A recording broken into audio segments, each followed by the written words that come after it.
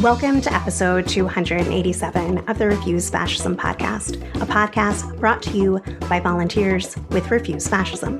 I'm Sam Goldman, one of those volunteers and host of the show. Refuse Fascism works to unite all who can be united towards mass, relentless, nonviolent resistance to drive the Trump fascist regime from power. Today's episode features a forum titled The Dangerous Precedent of the Prairieland quote-unquote Antifa trial, Trump's War on Dissent and the First Amendment. This forum was organized by Defending Rights and Dissent in partnership with the National Lawyers Guild. You'll hear from Chip Gibbons, Policy Director at Defending Rights and Dissent and author of the forthcoming Critical History of the FBI, the Imperial Bureau, as well as Seth Stern, Chief of Advocacy at Freedom of the Press Foundation, along with Dario Sanchez, a Prairieland defendant, and moderator Xavier T. DeJean, Director of Mass Defense at the National Lawyers Guild and attorney with the People's Law Collective. As always, we want to give a heart-filled thank you to everyone who rates and reviews the podcast, supports us on Patreon, subscribes on Substack, and picks up Refuse Fascism merch. That support is how this platform keeps going and growing. And if you haven't done one of those things or all of those things yet, we hope you will after listening to today's show. But before we get to the forum, we've got to talk about this week and what's needed from the American people. This was the week Trump openly threatened to commit genocide. Quote, a whole civilization will die tonight, never to come back again, end quote. The president of the United States threatened to wipe out an entire civilization, the country of Iran, a country of 93 million people. The threat is itself a war crime, the ravings of a fascist. And once something like that is said out loud from the most powerful office in the world, it does not just disappear, it spreads, especially if that doesn't result in mass condemnation and removal from office. Because this is how genocidal thinking works. Not all at once, but through normalization, through repetition, through people getting used to hearing the unthinkable, preparing the people to accept the unacceptable. Look, even Hitler did not stand at a podium and casually announced he would wipe out a whole civilization overnight. But here we are. And here is the part people do not want to face. As people living in this country, this is being done in our name. These are America's words now. Unless and until we reject these war crimes, this illegal, illegitimate, immoral war on Iran, and unless and until we demand en masse the removal of this fascist regime, and do so publicly, massively, unmistakably. Because if we don't reject them, we are changed by them. The streets of this country should be filled with protest at every murderous assault on the people of Iran. A ruler who threatens to wipe out a whole civilization on top of war crimes already committed, with 20 universities, 600 schools, medical facilities, and crucial infrastructure bombed in an illegal, illegitimate, and immoral war, cannot be allowed to remain in power another day. The current shaky ceasefire in Iran is being conducted under the sword of Trump's threat to quote-unquote destroy a civilization. And I hope you'll agree that we can't leave the fate of humanity to the whims of a lunatic fascist tyrant. So let's talk a little bit more about what meets a moment like this. What corresponds to a president openly threatening genocide? One demand: Trump must go now. History informs us on what's needed. In 1930s Germany, genocide did not begin with death camps. It began with language, with threats, with people being turned into something less than human. And with millions of people who adjusted, who told themselves, this is bad, but what can I do? This is bad, but what might happen to me? This is bad, but it isn't happening to me. So what should I really do? People who carried on. The so-called good Germans didn't all cheer. Many just lived their lives. That passivity was not neutral. It was the oxygen the regime needed. Trump spent days issuing increasingly unhinged, blood-soaked threats that legal scholars are clear amount to war crimes, and then he said it outright that he intends to wipe out an entire civilization. And what happened?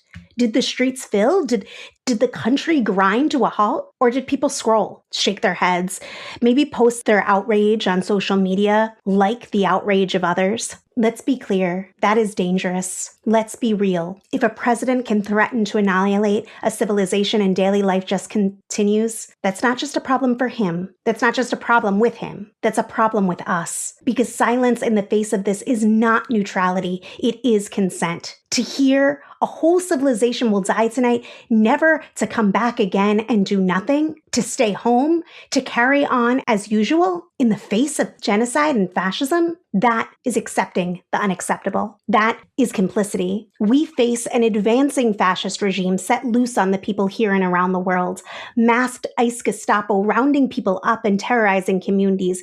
Immigrants disappeared into concentration camps. People shipped to places they have never known. The rule of law, the right to dissent, and basic rights for women, people of color, and LGBT people are being wiped away. Science gutted. The environment put on fast forward toward destruction. This isn't a time for dead-end Democratic Party affordability politics that are not just inadequate, but pitiful, immoral when a fascist regime is advancing and the future of humanity is on the line. We've said it before, there is no living with this fascism. But look, far too many people are trying to adjust, trying to go about their normal lives. And that's not just dangerous. It's shameful. It's cooperation. It's facilitation. No election is going to save us from this. A regime that incited an insurrection and then pardoned those who carried it out are not going to go politely and accept a defeat. And the same political establishment that's telling you to funnel all your energy, funds, time, and resources into the midterms, they have been enabling this. From calling for more aggression abroad to treating like fascism is just another policy agreement. So no, this is not something you can outsource, but there is a force that can stop this. You, me, millions of people refusing to go along, millions in the streets, sustained, nonviolent, creating a political crisis so deep that this regime cannot rule. That is how real change can happen. Mass nonviolent uprisings have toppled dictators around the world, not by waiting and wishing, but acting. What are we going to do? Who are we going to be? And Trump must go now speaks to the urgent task before all of us. Anything less turns a blind eye to reality. Trump must go now, not next year, not after the election, now. And this is where May Day must come in. May 1st can't just be another business as usual symbolic day of protest. May Day must be a real rupture, a day of nonviolent resistance, where our actions make clear a line in the sand, where our nonviolent action demonstrates a clear line in the sand. In the name of humanity, we refuse to accept a fascist America. We do this by walking out of school, walking out of work, refusing to go along, gathering in nonviolent protests in the centers of cities and towns across the country, and raising the demands. Stop the U.S.-Israel war on Iran. Trump must go now. Trump must go now must become the demand of millions. Join us for a Refuse Fascism webinar all out for May Day. Trump must go now next Sunday, April 19th at 6 p.m. Eastern Time, 3 p.m. Pacific Time to reckon with why Trump must go now is the urgent task before us all and how to be part of making it the defining demand of May Day 2026. Register via show notes and spread the word. Now, on to the forum you're about to hear. On March 13th, in a federal court in Fort Worth, Texas, a jury convicted 9 local activists on felony charges stemming from a July 4th protest. 8 of them now face 10 to 60 years in prison. 1 faces life. Sentencing is in June. Let's be clear, this is completely unjust, and it marks a dangerous escalation in the criminalization of dissent, a green light for this regime to go further, broader, and more openly in this fascist direction. And they're not even hiding it. Attorney General Pam Bondi had said it outright. This verdict, quote, will not be the last, end quote, as the Trump administration moves to dismantle what they call, quote unquote, Antifa. FBI Director Kash Patel echoed the same, pledging to continue targeting so-called extremist networks. Let's translate that. When this regime says Antifa, it means any political opposition. In this case, activists protesting ICE at the Prairieland Detention Center were charged and convicted on federal terrorism charges. Protesting ICE, charged as terrorism. During the 3-week trial, prosecutors argued that Antifa is a terrorist organization. And what did they point to as evidence? Political zines, black clothing, not violence, not a plot, ideas, expression. This is a dangerous leap, a major step in a broader effort to criminalize dissent, to redefine protest as terrorism, ideas as terrorism, and to put a target on anyone who refuses to go along. So what does this mean for the Prairieland defendants and for the future of First Amendment rights in this country? Because this does not stop with them. That's why we're bringing you a forum hosted by Defending Rights and Dissent in partnership with the National Lawyers Guild. You'll hear from legal and press freedom experts breaking down what this case means, what it signals, and what people need to understand right now. So listen closely, because what's at stake here is nothing less than the right to dissent in this country. And everyone who opposes this direction needs to take this seriously. Everyone should speak out against this outrageous prosecution. After listening, go to prairielanddefendants.com for resources and for more on how to support the defendants. With that, here is the forum that originally aired April 8th.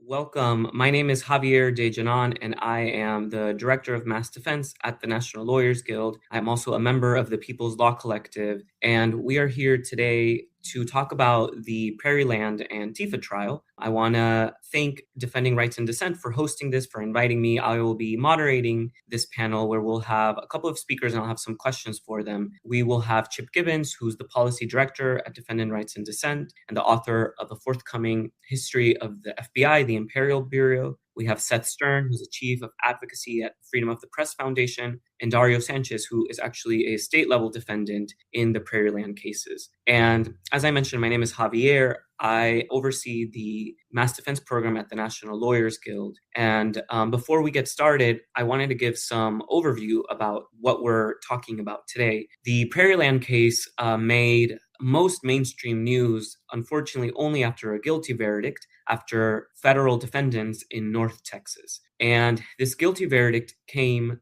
due to a noise demonstration. On July 4th, 2025, a group of people in North Texas gathered at a rally, at a noise demonstration to make noise against ICE and in solidarity with people inside of a detention center in North Texas. There was a clear call for a noise demonstration spread around Signal group chats, and so people showed up at nighttime, make noise. This was July 4th, and so fireworks were used to make noise, to capture the attention of the people inside, of immigrants who are caged inside of a detention center. And after the noise was made, people were feeling good. The ICE wardens came out, told people to leave, protesters left. Unfortunately, then Alvarado Police Department officer arrived, and Alvarado is the town where the detention center is in Texas. And as soon as that police officer got off his car, he pointed his firearm at protesters that started running once they saw the sirens and were trying to leave. And once after he pulled the firearm, shots were fired in his direction. He shot 3 times back. And then one of the bullets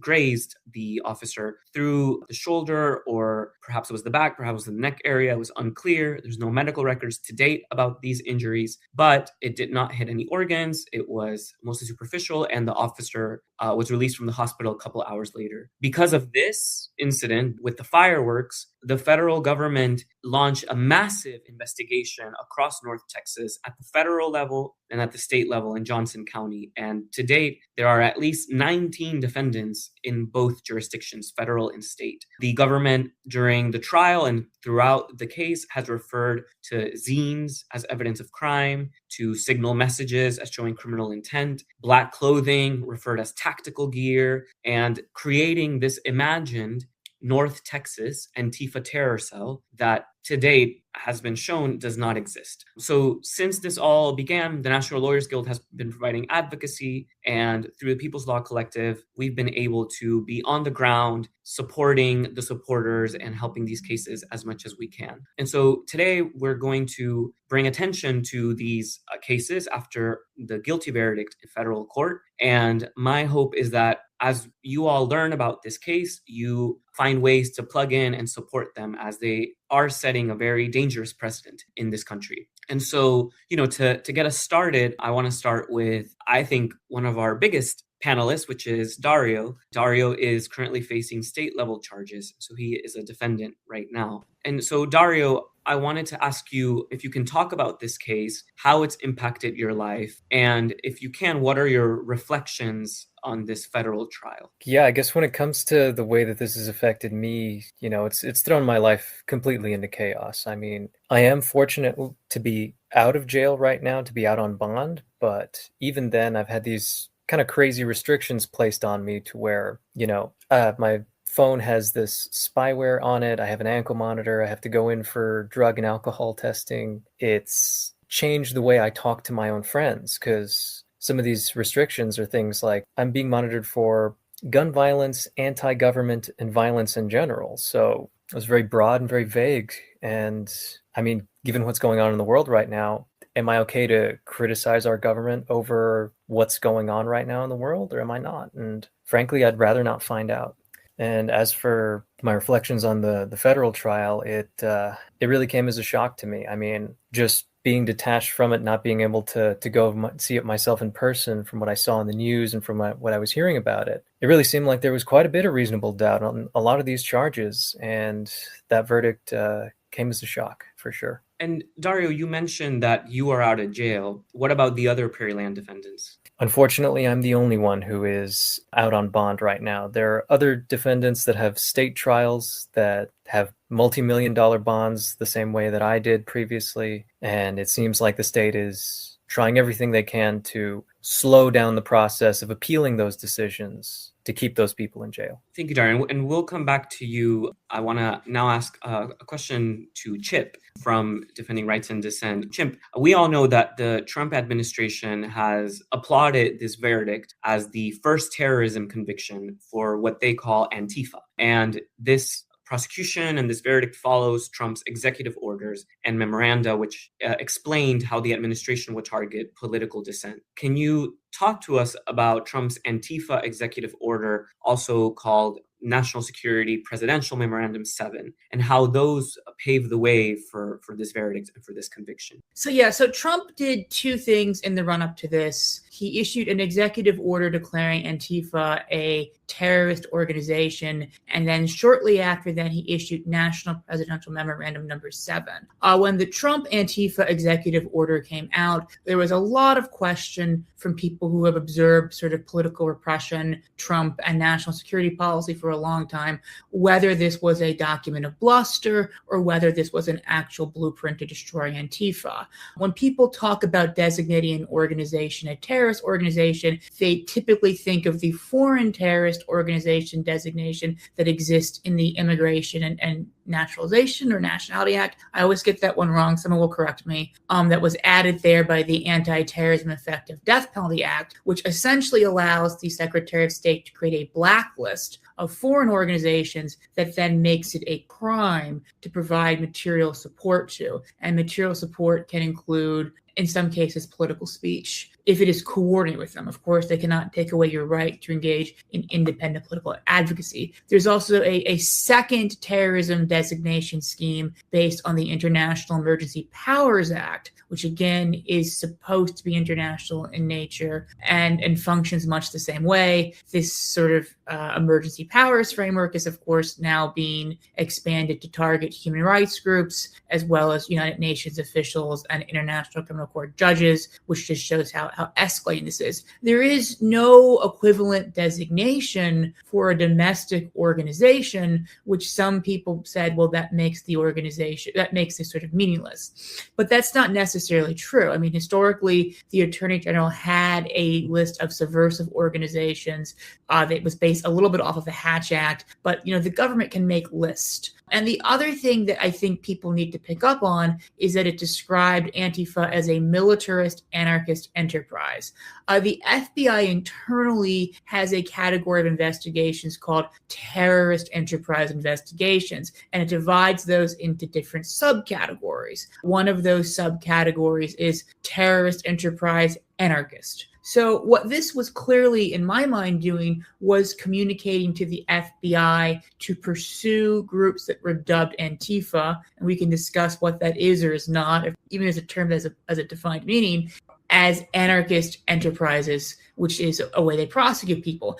NSPM 7 sort of lays out a strategy to attack the left using the pre-existing counterterrorism structure that really escalated and ossified after 9/11, but goes back well before 9/11, and in many ways starts to be developed as a way to undermine the post-Watergate reforms that sort of limited the McCarthy Cold War era political repression, because Nixon had gone too far. He went after his Democrats as opposed to just anti-war and socialist and communist as other presidents had done. And there's a sort of a plot to sort of undo those using this claim of terrorism that goes way back to the 70s, but really becomes the mainstay after 9/11. And, this outlines pretty much, it sort of brings the post 9/11 counterterrorism policing back to its McCarthyite roots. But what both documents do is they put a target on the back of people with these political opinions, because it is telling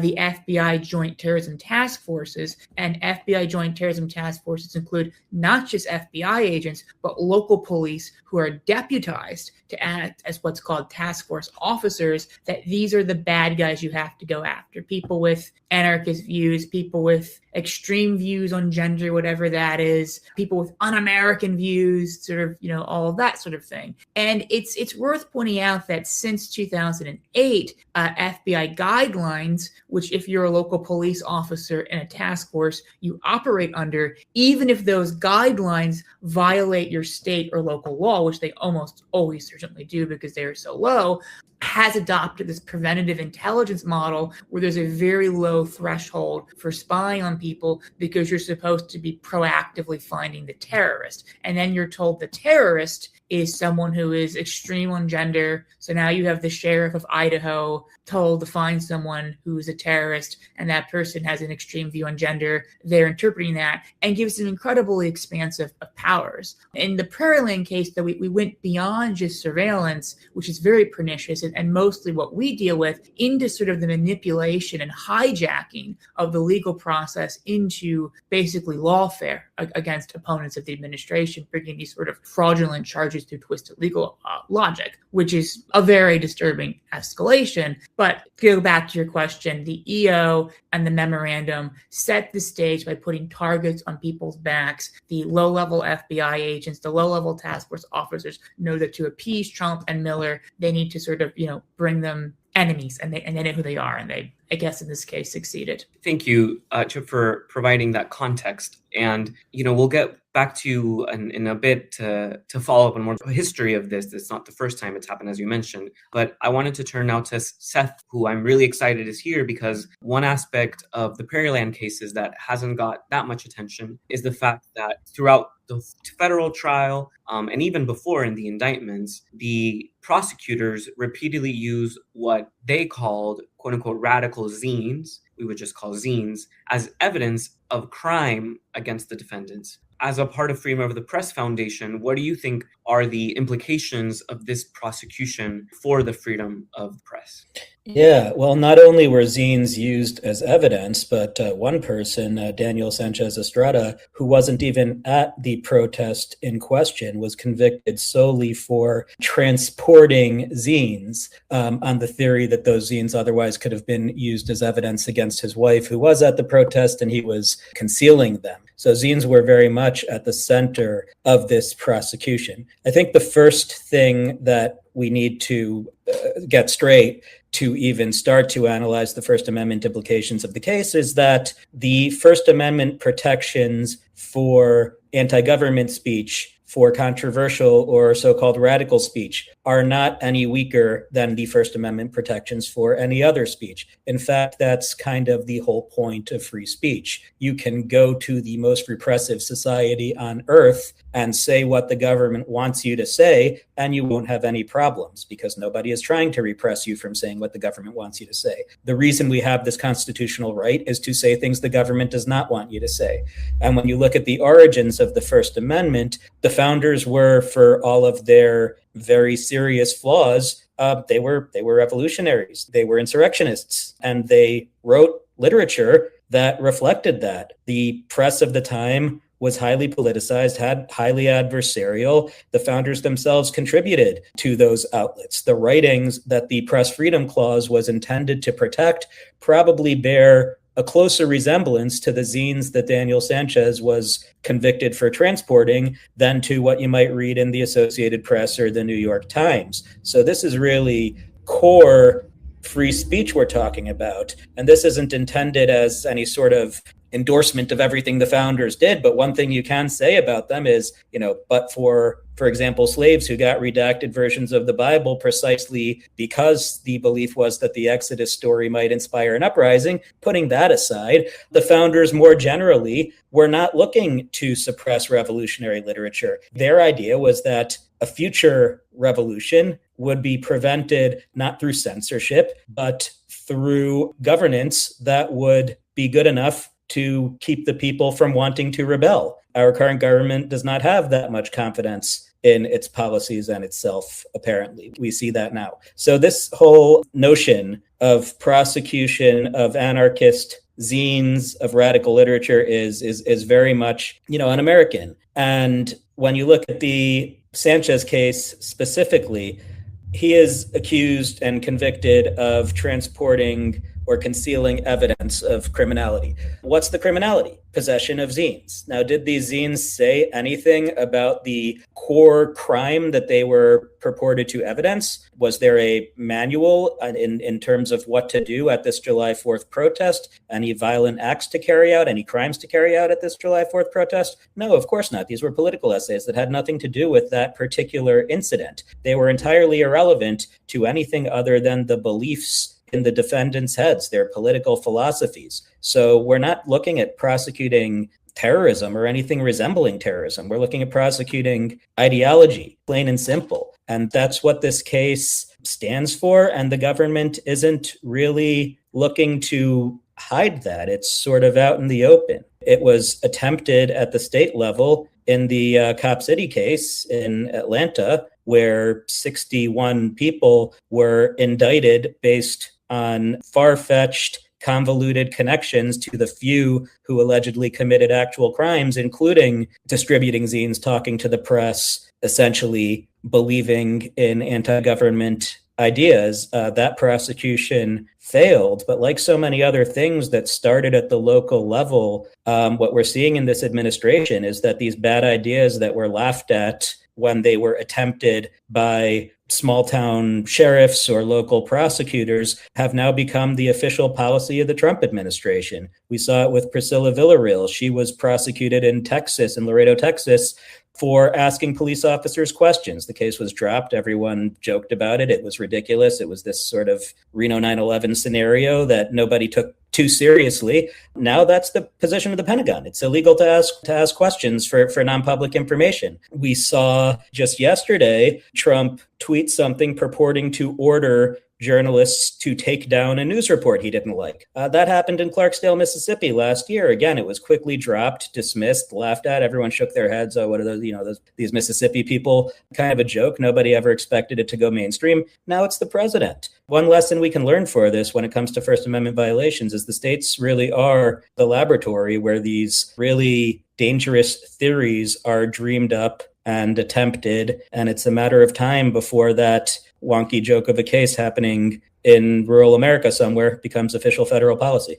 Definitely, Seth. And I think witnessing parts of the federal trial, it seemed that, every officer who handled evidence pointed to a pamphlet, to a brochure, to a zine, to something printed with political beliefs. And, part of what is concerning, as you mentioned, is that there's also a prosecution in this case of a book club, of a rifle association, of a DIY printing press. Yes, and the list goes on. And I'll come back to you further about the freedom of the press, but I wanted to follow up with Dario on the ruling itself and really the broader case. The purpose of this ruling, as Seth and Chip have mentioned, seems to be not just to punish defendants or punish people, but also to make an example of them. And it seems that with like other political prosecutions is to deter activism, right? Deter anti-government speech, deter criticism and activism, especially as ICE abuses expand across the country. I guess, Dario, I wonder if you can share how these cases have affected the political or organizing scene in North Texas, right? What has been, if there's any chilling effect, and how has activism changed in North Texas? I definitely feel it's a mixed bag. Certainly, there are people that I know who have decided that they'd rather just stay home right now, right? There are people who, even when it comes to simple things like passing out harm reduction supplies in our queer neighborhoods here in North Texas, like even that, they were still worried that they might be targeted. So there has been a chilling effect to some extent, but on the other hand, I do feel like because of the organizing around this case, that there has been some kind of back and forth there, where there are still people who are deciding that now is the time for them to speak up about these sorts of things, because it's very clear that Prairieland is just a blueprint, and that this is a tactic that's going to be used on other people, regardless of what kind of protest they might be a part of. Yeah, and definitely often with these political prosecutions, right, that's the goal, to silence. I mean, I guess, even traveling a bit more in the past with how much you can share. I mean, what was the vibe right after July 4th, right, when the raids were happening? Because I think that is part of a political prosecution and investigation, right, to make people scared and silence. You mentioned there's more organizing now, but what was the vibe back then, July 2025? Certainly, I remember people being terribly scared. Like, I myself didn't really know what was going on. I was trying to figure out what had actually happened, and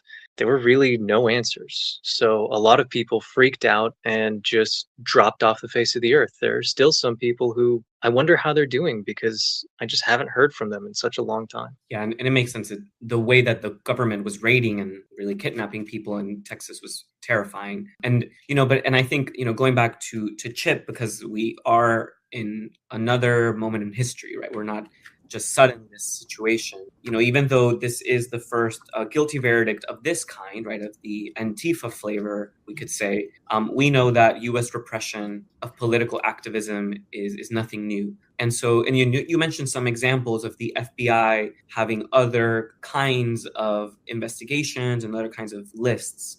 I'm wondering, is what's happening right now under the Trump administration different from the past? Is it an escalation, or is this just business as usual? I think it's an escalation. It's definitely not something new. And if you notice, Trump has not passed any new laws. We don't have a Smith Act. That's the 1930s law that became very important during the Cold War. We don't have a Patriot Act that was passed. We don't have an Anti-Terrorism and Effective Death Penalty Act that was passed. He is using old laws and old structures. And a lot of the reason he's able to do what he's doing is because the national security state existed in such a way to give the executive branch these powers. So NSPM 7, he talks all about using various counterterrorism structures that already exist. He talks about using the FBI Joint Terrorism Task Force, which has pursued anarchists and all kinds of other people for a long time.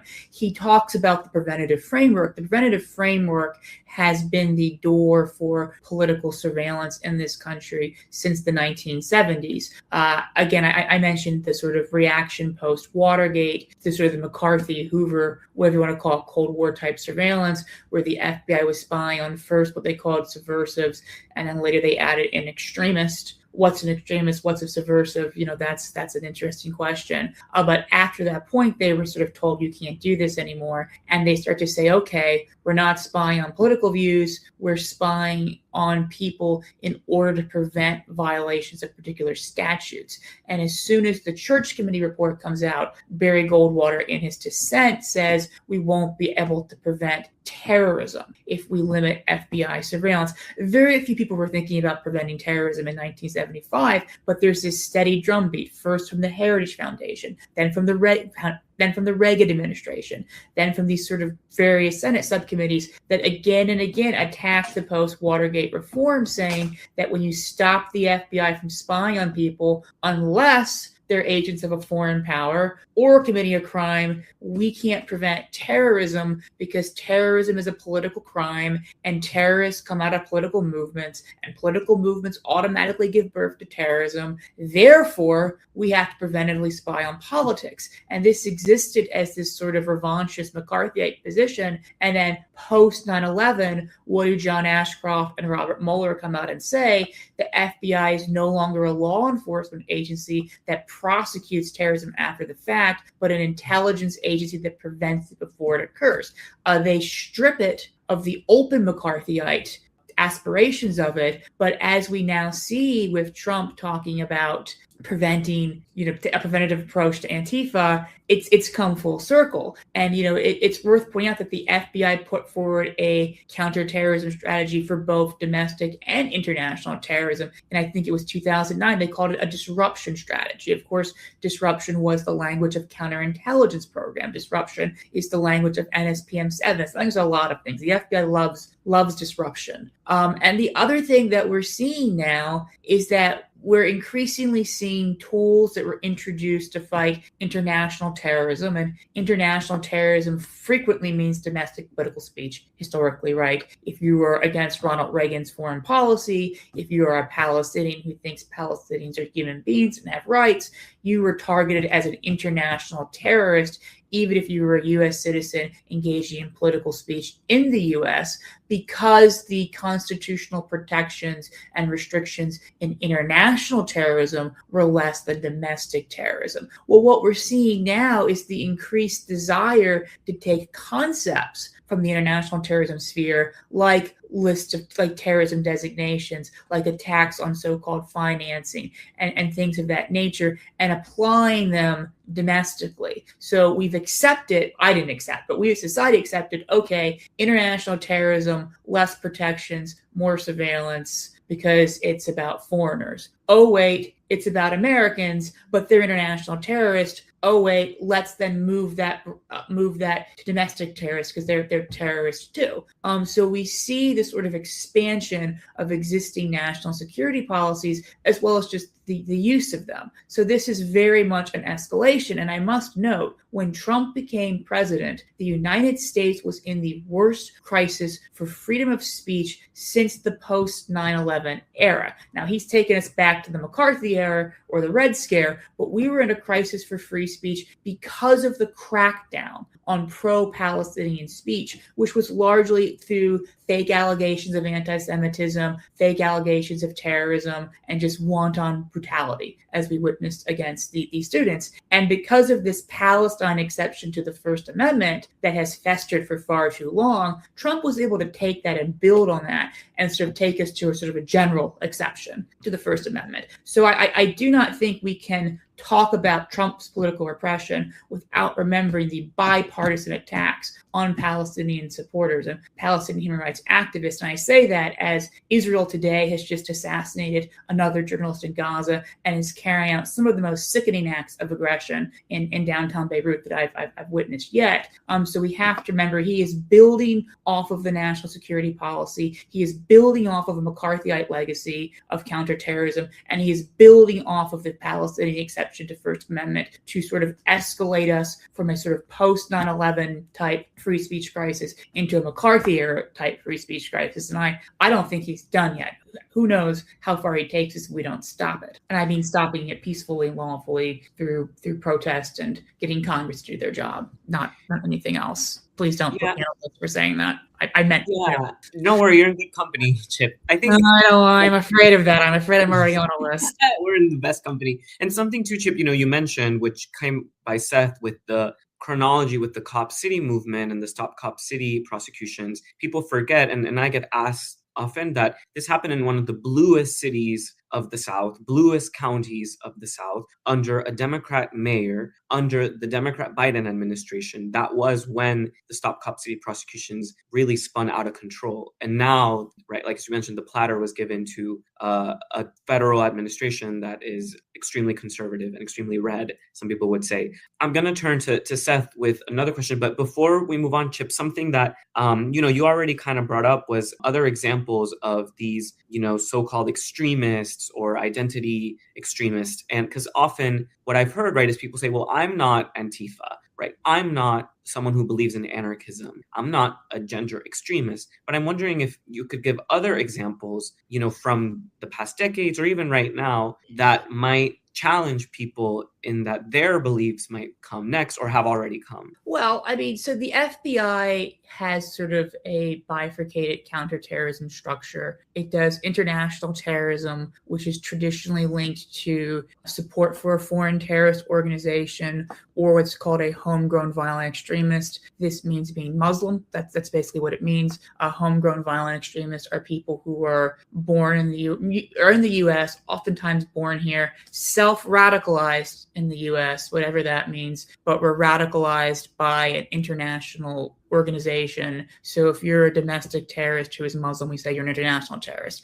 In the domestic terrorism side of things, they police things through what they call persistent extremist movements. The FBI has sort of, in the last Trump administration and continuing through Biden, sort of warped the definitions of persistent extremist movements, sort of combining different categories together to hide what they're spying on. So anarchist, Puerto Ricans, the FBI recognizes Puerto Rican extremists, the DHS does not. It's always fascinating in the DHS FBI joint documents. There's a little footnote like Puerto Rican extremists are recognized by the FBI, but not by the DHS.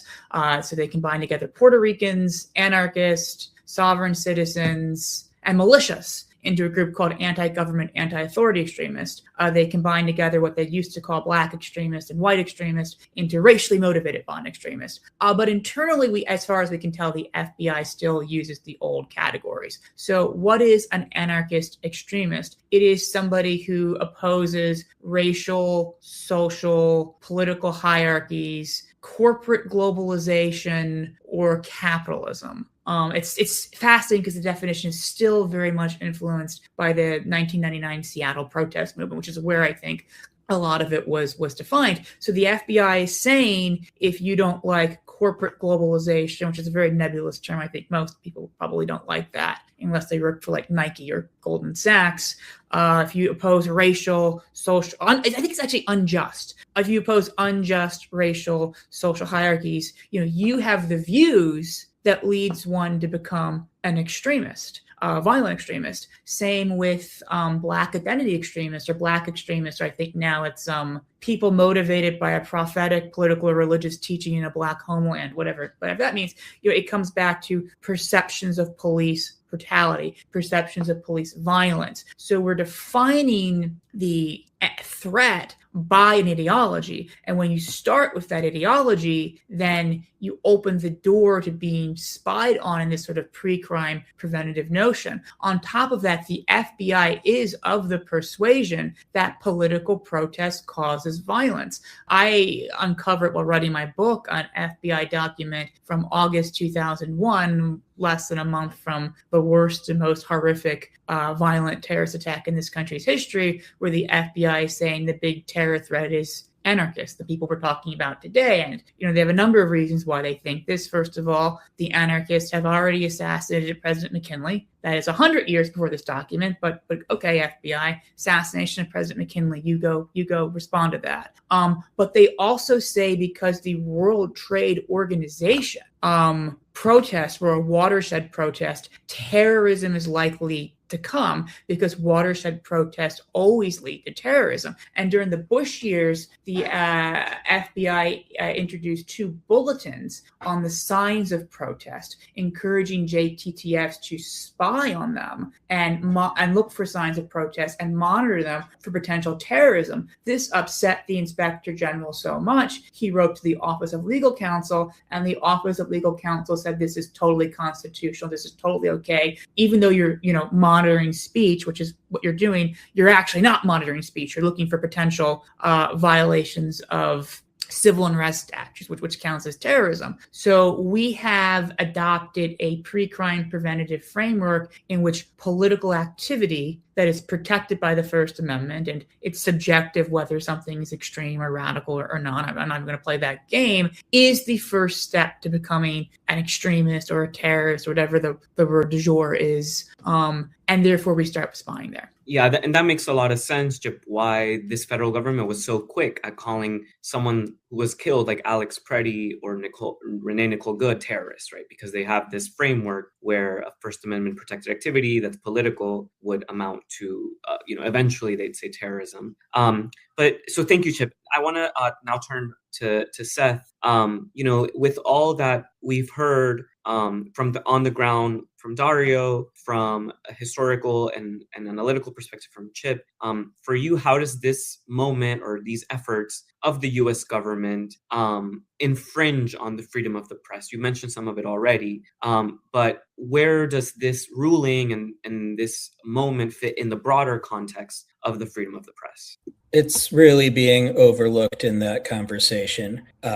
Press freedom violations by the current federal administration are getting a decent amount of attention. I don't know about enough attention, but a decent amount. That said, most of the attention is focused on attacks on the mainstream media, on CNN, on the New York Times, the Pentagon Press Pool, the White House Press Association, so on and so forth. And those attacks are important. But there is a next step to the campaign to silence and rein in the U.S. media, beyond corporate media. And some might be of the mind that, well, Trump is only concerned with corporate media because that's what he's most aware of. That's what makes the biggest headlines. He's sort of a product of 1980s Manhattan. So when he thinks the media, he thinks the New York Times and, CBS News.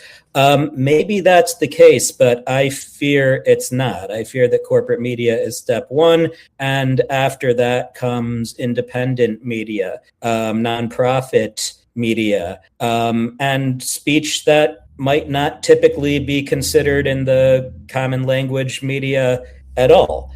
Communications and organizing, zines, which are certainly, as I said, based on the founder's conception of what the press is, press, but not usually what people these days think of. The corporate media, already is kind of not great and hasn't been for a while for any number of reasons.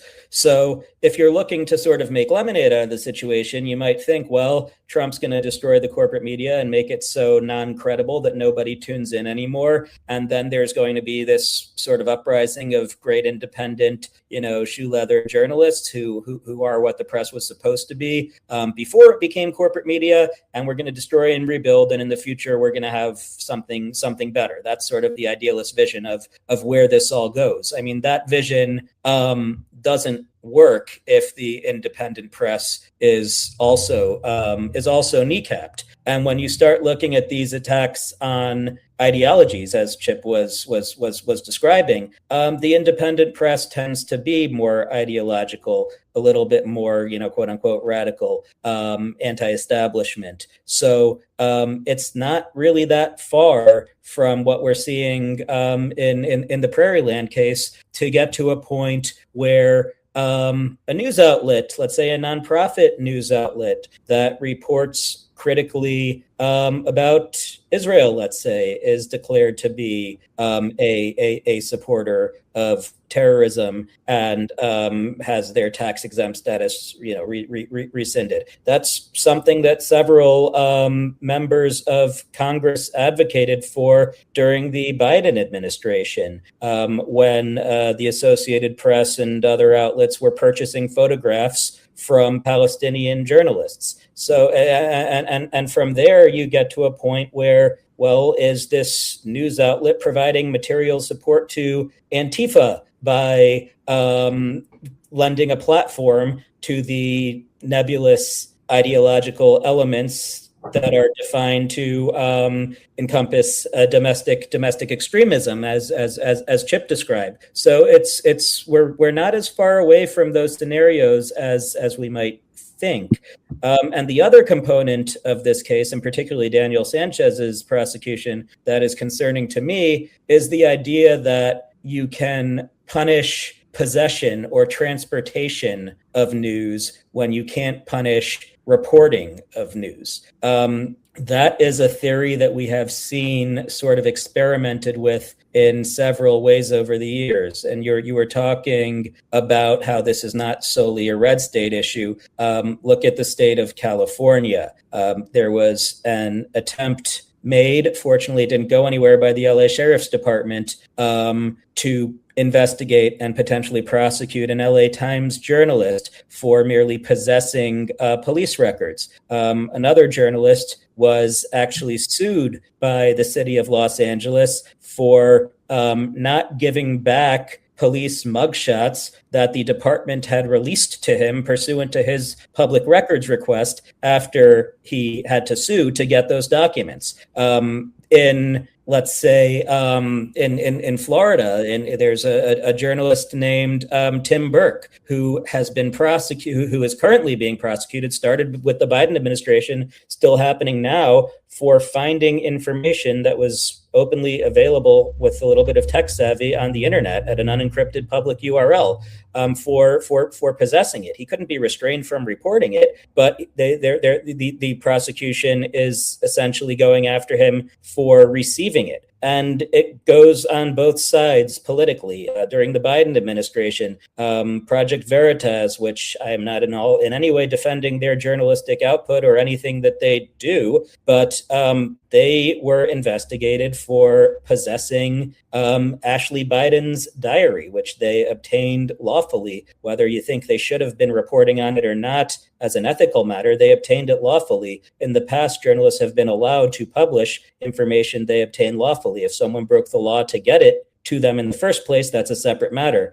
But the journalist is entitled to publish. That wasn't so much the case. So, there have been and Chip in the chat mentioned the Palestine Chronicle. Another example of a publication targeted merely for its ideological perspective, a nonprofit status. That is a weapon that Trump has alluded to wielding, hasn't gone super far with it yet. I think kind of had a false start because he made the unwise decision to first target Harvard, the most wealthy and lawyered up nonprofit he could find, as opposed to starting small. But, as we see these things that Trump is fixated on that sort of fall into the background, like, stealing Greenland, or maybe next it is revoking tax exempt status of nonprofits he doesn't like. These things can still certainly happen. So this idea that possessing or transporting news is a workaround for the constitutional prohibition on punishing truthful information is really concerning. It can affect activists like Daniel Sanchez. It can affect independent nonprofit journalists like the Palestine Chronicle, and it can affect national security reporters.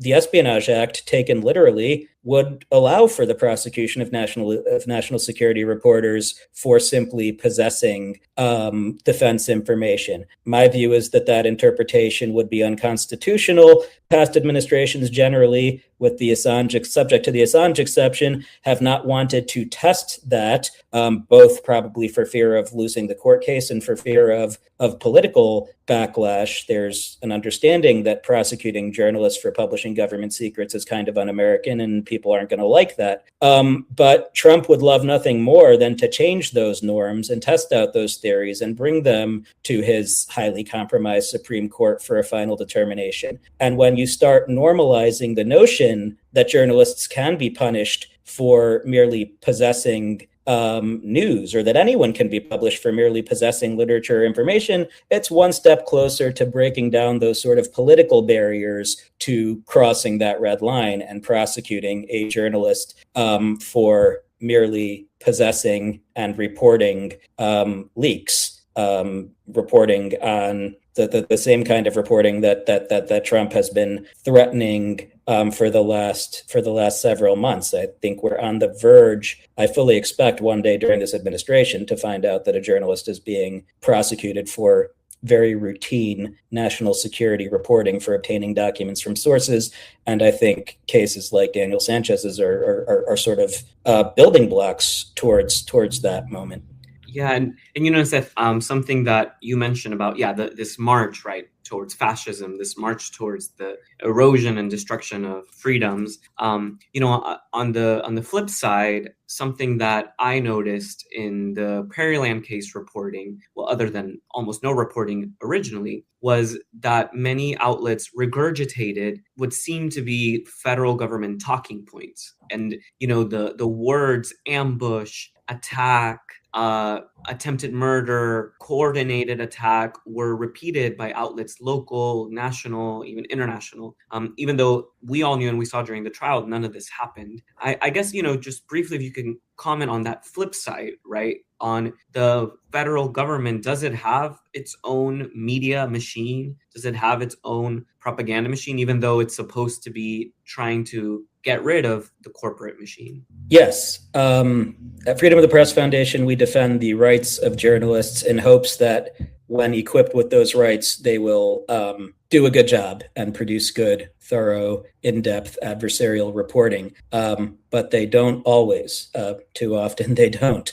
And that's certainly an example, just like we see in international reporting that the government line is prioritized over foreign adversaries. No matter how many times our government is exposed as liars, it continues to get quoted, shape the framing of stories, while adversaries are not given similar opportunities. We see the same thing day to day when it comes to not only reporting on Antifa and so-called domestic terrorism, but on crime. The cops often, almost always, dictate the framing of that reporting in much of the mainstream media. And that is based on any number of factors. Obviously, reporters, like anyone else, are looking to finish their work and go home. And the easiest way to finish your work and go home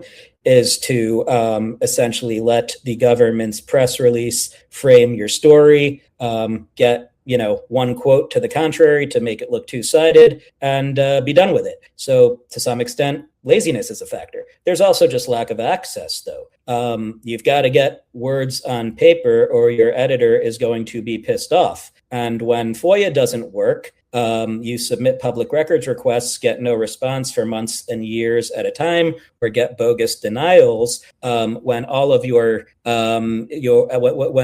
inquiries are routed to a public information officer, a PR flap, rather than anyone who actually knows what they're talking about.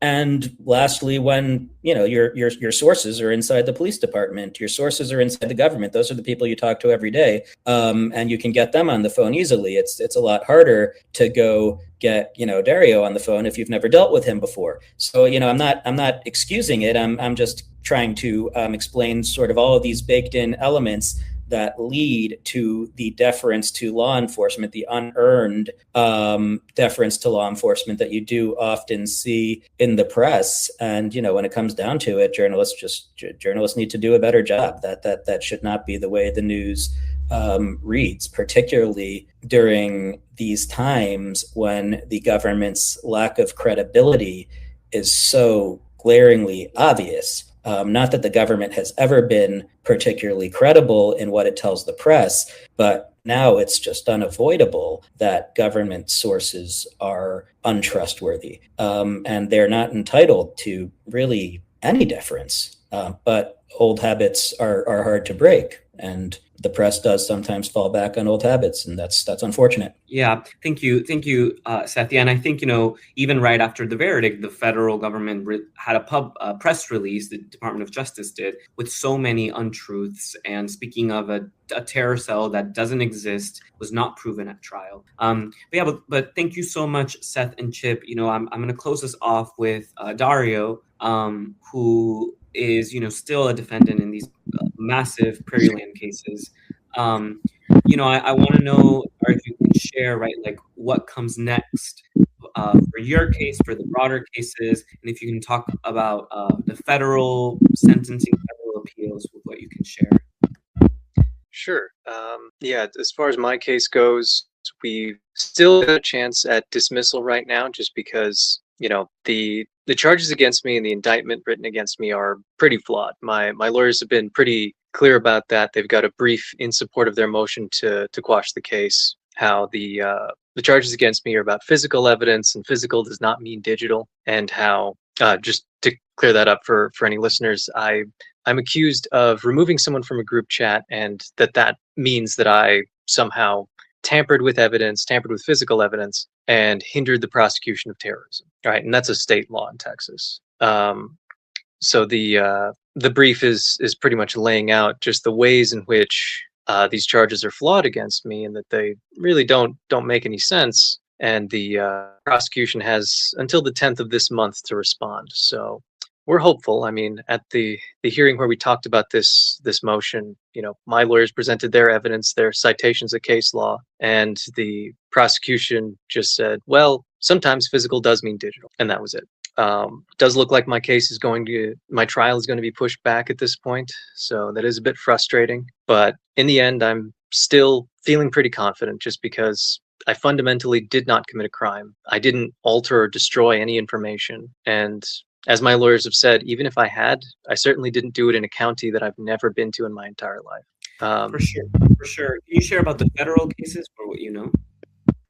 Yeah, I understand that right now the federal defendants, they've moved for a retrial, and that they're also making preparations for an appeal. It was reported recently that there was some kind of commotion inside the jury room before the verdict came out, and there's some questions about what exactly happened there, particularly because right when the verdict came out, our local news reported that two of the jurors were crying when the verdict was read in court. So it definitely seems like there's even more weird inconsistencies that have happened in this federal trial, even after all the other things that have happened. So I'm really hoping that that justice can actually be served, because it's clear to me that all these people have just been railroaded this whole way through. Yes, and speaking, beyond the jury room and all of that got revealed, I also heard and read that, there's even FBI reports and records that weren't handed over from 2018, 2019 investigation. Yes, I guess, a final question I have for Dario, and then I'll wrap us up, is, if you could tell people who maybe aren't in North Texas, just learning about the case, what would be helpful, I suppose, for the Prairieland defendants? What is very helpful for them?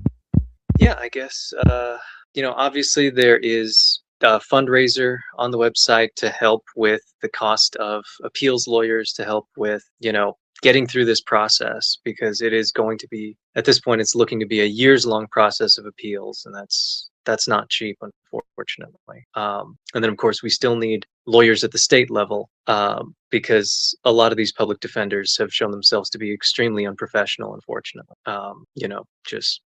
It's real disappointing. But yeah, beyond that, just talking about the case with people, hosting events, whether that's letter writings for the defendants that are still held in custody. I know for myself, I spent 36 days in solitary confinement, and towards the end of that, I started to receive letters from people, across the country, and it really helped to keep me sane in those moments where it was starting to look like I might have to spend quite a lot more time. So letter writing, donations to the fundraiser, any events in solidarity that people want to host. If they want to read some of the zines that were discussed in the trial, that's another thing that people have been encouraging, because this is free speech material. It is not illegal.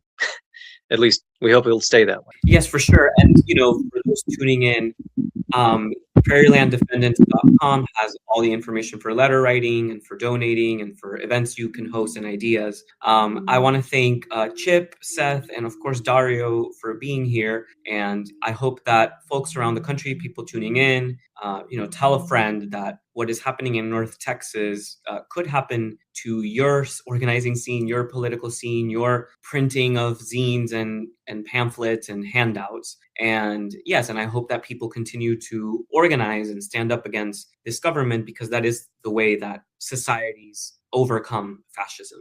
So yes, thank you to our panelists. Thank you everyone who's tuning in.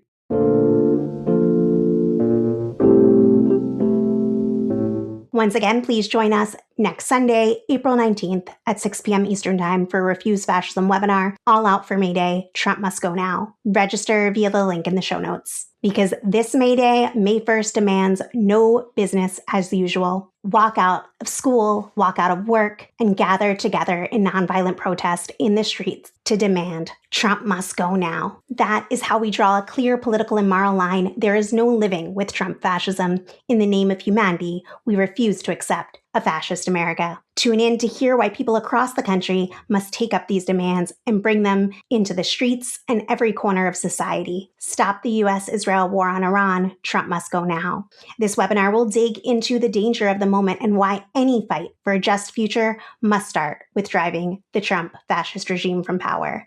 Come hear a sharp challenge to why organizing May Day strikes around an affordability agenda while a fascist regime threatens to end a civilization and set the world on fire is not only a dangerous evasion of the stakes, it is pitiful and immoral when the future of humanity and the planet is on the line. Join us to reckon with why Trump must go now is the urgent task before us all, and how to be part of making it the defining demand of May Day 2026. Once again, register via the link in the show notes. Thanks for listening to Refuse Fascism. Support the show by becoming a patron at patreon.com/refusefascism, subscribing to our Substack, or picking up some of our merch. For $0, you can help grow the show by sharing the episode, rating and reviewing it on Apple Podcasts or your listening platform of choice, becoming a free subscriber of our Substack, and recommending our Substack to others. Stay connected, get involved at refusefascism.org and on social media at refusefascism. Text REFUSE to 855-755-1314 so you're always in the loop about developments and actions. Thanks to Richie Marini, Lena Thorne, and Mark Tinkelman for helping produce this episode, and thanks to Defending Rights and Dissent for that forum. Until next time, in the name of humanity, we refuse to accept a fascist America.